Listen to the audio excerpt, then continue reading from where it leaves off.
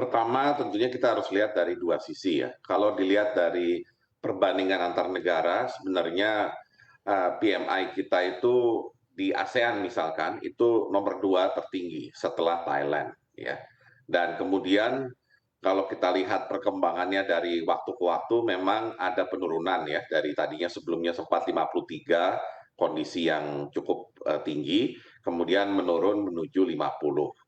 Nah, tetapi saya perhatikan juga penurunan tersebut tidak hanya terjadi di Indonesia, tapi juga terjadi di negara-negara ASEAN tadi, ya, termasuk Vietnam, ya, misalkan ataupun Malaysia, yang di mana dua negara itu memang sangat mengandalkan sektor manufaktur. Di Indonesia memang manufaktur memberikan kontribusi terhadap PDB yang terbesar, meskipun dengan persentase yang relatif sudah lebih kecil, ya, sudah di bawah 20%. Sehingga kalau menyikapi angka 50,3 ini, tentunya kita perlu waspada bahwa dampak dari slowing down ya dari perekonomian global tampaknya mulai terasa satu pada ekspor tentunya. Nah, karena ekspor kita sebagian ada ekspor manufaktur, maka dampaknya kemudian kepada PMI ya. Di satu sisi mungkin penurunan PMI ini terjadi karena cost of fund ya biaya bunga yang menjadi tinggi sebagai akibat dari kenaikan tingkat bunga ya yang tidak bisa dihindari terutama di negara-negara maju untuk menghindari inflasi dan kenaikan tingkat bunga di negara maju tersebut seperti kita tahu akan berimbas ya kepada kenaikan tingkat bunga di Indonesia.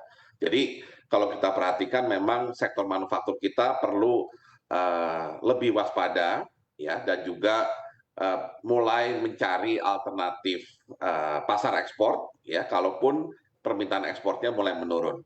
Tapi di sisi lain saya lihat kalau dari import kita ya yang data terakhir tampaknya import barang modal dan import bahan penolong yang merupakan bagian dari input sektor manufaktur kita itu masih cukup tinggi. Artinya memang di satu sisi importnya masih lumayan tinggi, tapi di sisi lain artinya kegiatan manufaktur kita masih tetap berjalan. Namun tentunya sekali lagi kita harus waspada terutama untuk yang labor intensif ya. Karena yang labor intensif ini tingkat permintaannya lebih sensitif apabila ada pelemahan global dibandingkan misalkan ekspor produk-produk yang sifatnya lebih padat modal. Baik, Pak Bambang, lalu jika kita perhatikan ya Pak, artinya untuk saat ini sektor padat karya seperti misalnya sektor garmen, begitu Pak, sektor alas kaki juga, retail begitu Pak.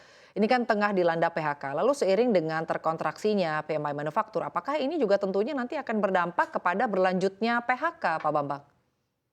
Ya, tentunya ini yang patut sekali waspadai. Seperti saya katakan tadi, produk yang sifatnya padat karya, labor intensif, ini lebih sensitif ya. Tingkat atau fluktuasi permintaannya sebagai akibat dari perubahan dari kondisi perekonomian global. Nah, ketika ada pelemahan ekonomi global yang berujung kepada melemahnya permintaan terhadap produk yang labor intensif, maka mungkin pemerintah perlu memikirkan langkah-langkah yang pernah dilakukan selama COVID ya. Ketika COVID, industri padat karya juga mendapat dukungan dari pemerintah, terutama untuk mencegah PHK, baik melalui instrumen pajak misalkan ya, yang sifatnya sementara, maupun juga bisa dilakukan dengan semacam dukungan atau bantuan untuk upah dari pekerja yang ada di sektor labor intensif.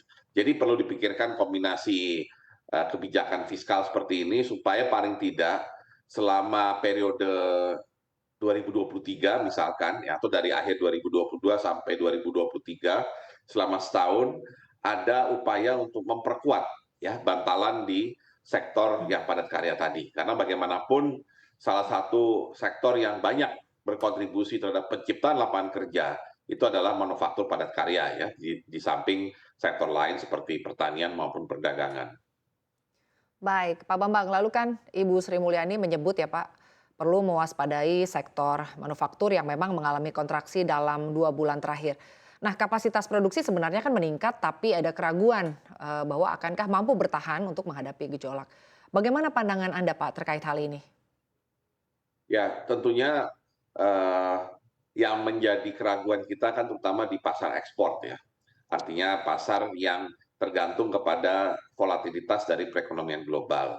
Nah, namun di sisi lain, salah satu yang selalu membuat perekonomian Indonesia relatif lebih punya daya tahan, resiliency terhadap potensi global slowdown, itu adalah di daya beli masyarakat atau di pertumbuhan dari konsumsi rumah tangga. Nah, tadi kita baru saja bicara inflasi dan bicara bagaimana caranya kita menjaga daya beli masyarakat. Kalau daya beli masyarakat bisa dijaga, paling tidak pertumbuhan konsumsi mudah-mudahan masih di sekitaran 5%. Dan bagian dari konsumsi rumah tangga tersebut tentunya akan melibatkan sektor manufaktur. Jadi barangkali perlu juga upaya selain tadi memberikan dukungan langsung kepada industri yang sifatnya padat karya, baik melalui misalkan dukungan upah, upah minimum ya, kemudian juga untuk apa namanya insentif fiskal, perlu juga diperhatikan barangkali semacam gerakan atau himbauan atau distribusi yang lebih baik sehingga masyarakat yang masih punya daya beli bisa mengkonsumsi produk dalam negeri yang berasal dari manufaktur dalam negeri tersebut. Nah, ini barangkali beberapa hal yang bisa dilakukan paling tidak untuk memitigasi dampak terburuk ya dari global slowdown yang diperkirakan akan terjadi di tahun 2023.